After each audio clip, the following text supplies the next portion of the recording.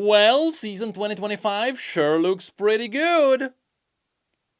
If you've already acquired everything by playing for at least 10 years. Yep, the new season is here, and with it comes a lot of good things, but also, surprisingly, some bad things. As it tends to be every time you push for bigger changes. And this time it is mostly resolving around progression, because that's where this season is doing some crazy things. But despite what you might read about on the internet, so far, this season is pretty good. We finally got a new map, which most people like. Though unfortunately, yes, there are some visual quality issues that some people faced. But for the most part, people are fine with the trade of a bit of a visual quality for a cool place to play. Also, with Mel being revealed as the new champion for League of Legends, I am surprised with the good reception she got. Instead of her being totally broken or creeping everyone else, people are mostly trying to figure out what role she's gonna be the best at. And while Riot intended her to be a mid laner or a support,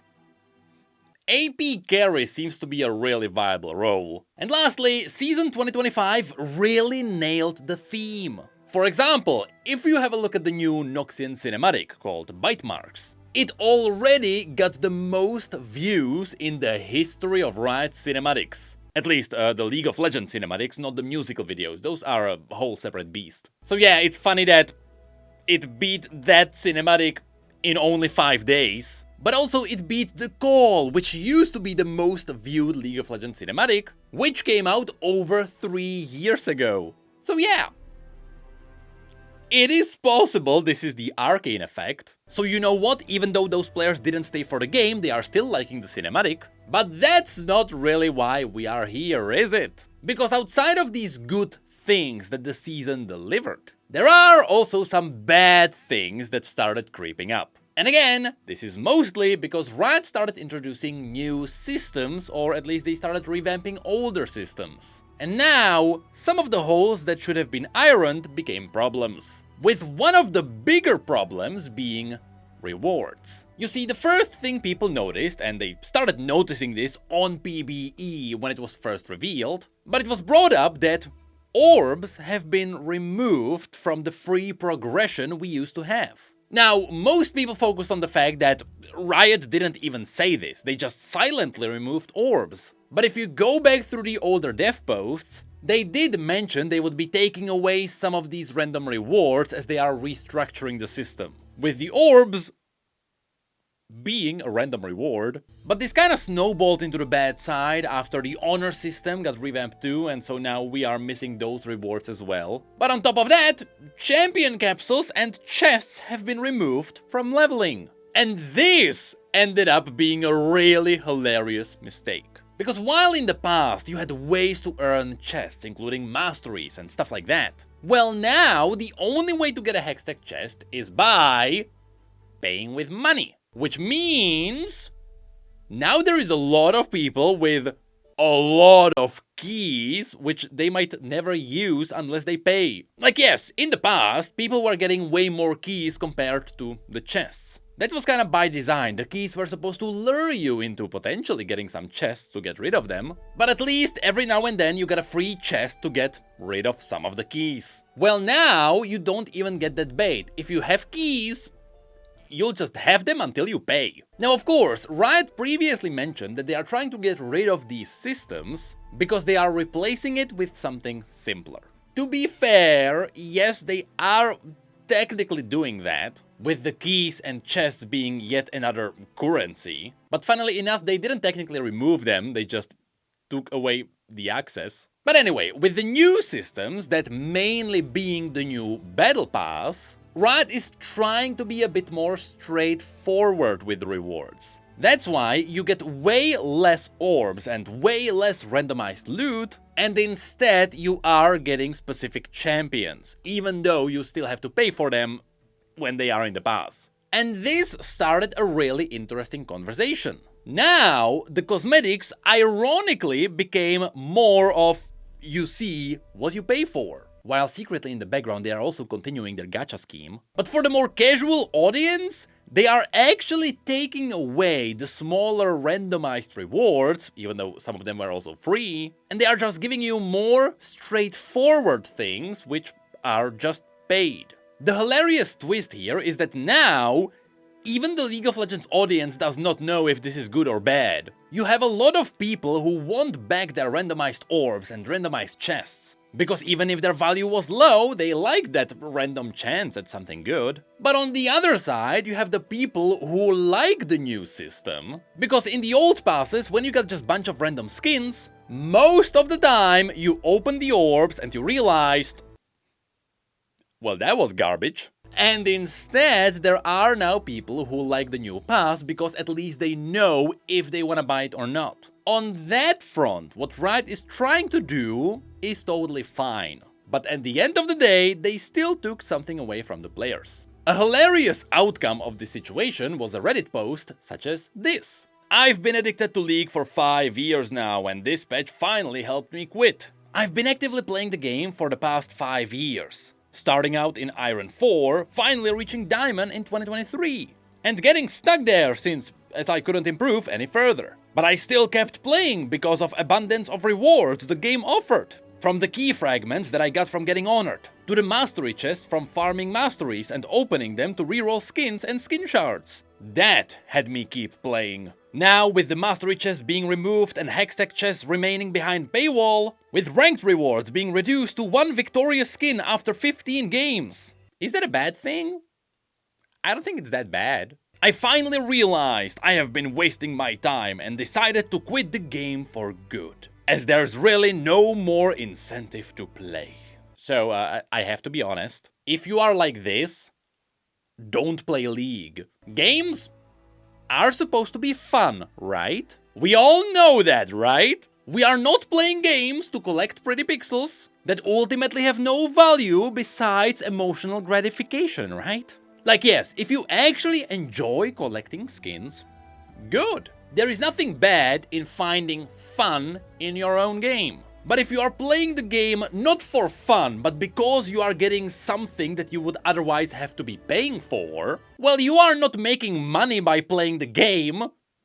Just don't play it. So of course, there were some hilarious comments that popped up here. Bro has been gone for 30 minutes and thinks he quit. Cigarette smokers use nicotine patch to quit. League players use the season 15 patch. Man, the first 5 seasons of League would have broken some of you guys when we played for fun. And yeah, that's exactly what you should be taking away from this. It doesn't even matter if we are talking about League, Fortnite or any other live service game. If you only keep playing the game because you are chasing a carrot that is a pretty skin that you get every season, maybe it's not the best game, so rather go and play fun games. You're gonna be a lot happier. But you know what's funny about this situation? Even though this is pretty bad, surprisingly, chasing skins is not really what people care about that much. Like, yes, again, there is quite a bit of outrage because orbs were taken away, and I totally understand that. But what's surprising is that most people care about champion acquisition. In fact, the situation got so bad there were multiple articles circulating around the internet, where everyone focused on one thing. Apparently, someone did the math, and now with the new system where champion capsules were taken away from simply leveling, and now for leveling up you just get blue essence, well now with the blue essence coming from the repeating missions, it would take you about 882 hours of playing League to earn a champion. Now if you look at it like that, yes, that sounds hilarious. But thankfully, that's not all. There is something else. Because if you have a look at the free pass we are now getting, there are some champion capsules there. So if you take those into account, as well as the blue essence that you get, well now, to unlock all the champions for a new player, it would take you about 7 years to do so. I know the comment originally said 10 years, but I did the math. It's actually closer to 6 or 7 years. Which is not that much better. So, what went wrong? You see, as I mentioned previously, we used to get about 4 champion shards every 5 levels. Now in the new system, those were removed, and now we are getting 200 blue essence. Though we are still getting the champion shards, but now they are just scattered around, for example, again, in the free pass. The thing is, those are highly limited compared to just getting more and more from account levels. So of course, what happened? A new thread on Reddit popped up. And this one focused on a comment from Barack Obama. I am not part of the team that built the metagame systems of League anymore, but I did some quick math since this post alarmed me. There is 4,750 blue essence on pass excluding repeating rewards. Both of these are front-loaded on the pass and thus require less engagement than cosmetics in general. There are 6 passes per year, that is 24 champion capsules per year. Just so you know, I'm pretty sure one champion capsule only gives you one champion. That is 28,500 blue essence per year, not including new player missions and rewards. Yes, in case you don't know, by level 10 you get like 15 or 20 champions just by playing. It doesn't feel to me like someone who is new to the game is going to have trouble acquiring both a set of randomized champions or champions they have a particular affinity for and want to acquire for free. Would also state that the folks who worked on the past content design are pretty thoughtful. And if we saw challenges with the new player earn rates, there would be an adjustment. But super appreciate the concern I'm seeing here for the new player experience. I also care really deeply about it. So, the key takeaway here is that Riot knows. Or at least now they know that something might be fishy. And so don't worry, this is not getting away unnoticed. After all, joining the game for the first time and then seeing that you have to grind for 5 years to really unlock everything sounds strange. Especially since all the new games realize this, and in those, everything is just free from the get-go. But this is not the only official comment we got on the situation, because we also got a tweet from Meddler. And here he just quickly went through the bigger things they noticed since the beginning of 2025. First patch of the year for League with all the start of season changes went live yesterday. We are still digging into how everything's landing. Some initial notes though. Unlocking new champions via blue essence wasn't meant to get harder. Digging in to understand whether something isn't functioning as intended now. Still assessing where new and heavy changes gameplay elements have landed.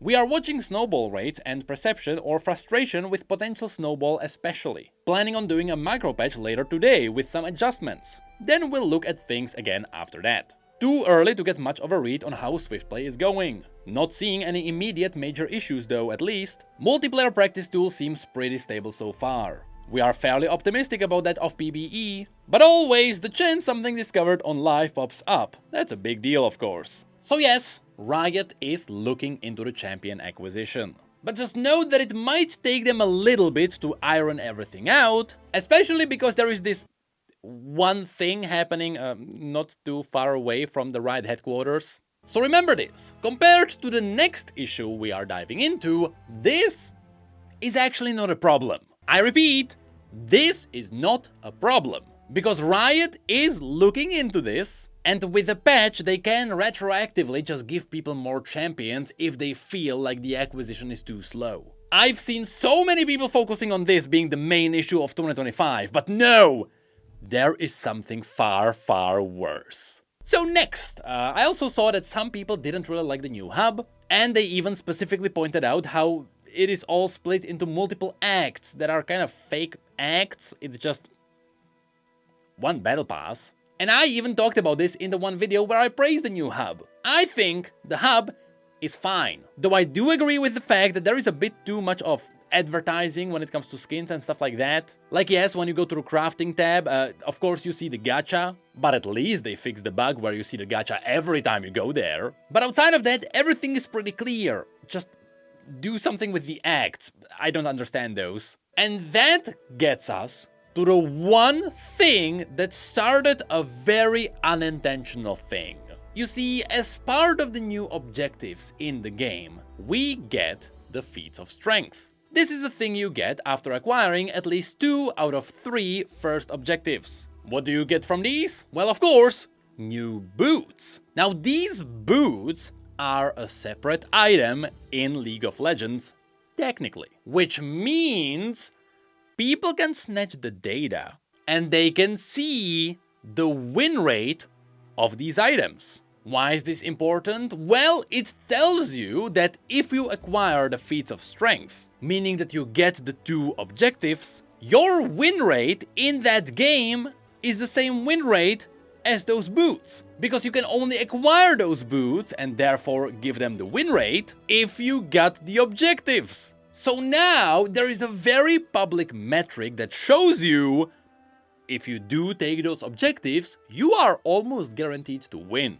I say almost because normally it's a 50%, and hey, on average, those shoes have 73% win rate, which also gets pushed down a little bit by the people who just forget to buy the boots. But the main point is, people noticed how ridiculous the win rate is. And now people started being worried. The game is totally broken, and now it is completely objective-based. But what they didn't realize is that this is how the game has always been. Yes, objectives really were that important. And in general, the actual win rate after getting those first objective raised only about 2% since the last season. So now there is a really hilarious split in the community. You have the casual players who hate how everything is focused on the objectives and they just can't play the game normally, otherwise they won't win. And you have the pros who keep laughing at the fact that nothing changed. You were statistically more likely to win if you did the exact same thing. The only thing that changed is that now the numbers just became slightly more public. But you know the best twist of all? This is not even the worst thing that is happening to 2025. Because if you have a look at the feats of strength, there are 3 objectives.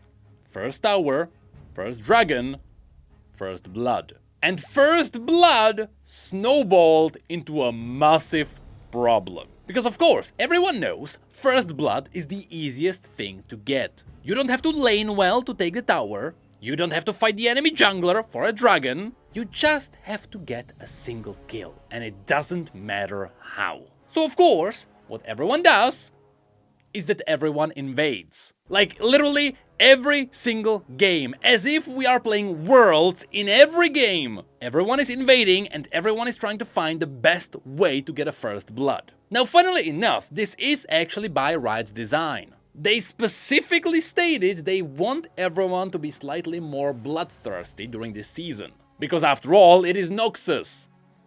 That's what Noxians do. But what they didn't account for is the toxicity. This is something people noticed very quickly. Because everything is about first blood and everything is about that high tension. It also means there is gonna be a lot of really bad words everywhere. And so despite the League of Legends team fighting toxicity for years, they accidentally invented something horrible. Now again, gameplay-wise, totally fine. Thematically, it absolutely works. On the social level around League of Legends, the toxicity levels have never been greater. And that is how the current season is being represented right now. Now I'll be honest, I personally didn't really notice this because I am a sane person and I am playing without a chat. And yes, I know it's a surprise, but yes, I play League. I like Swift play somehow. But it is hilarious that all of this happened right after a good start to the season.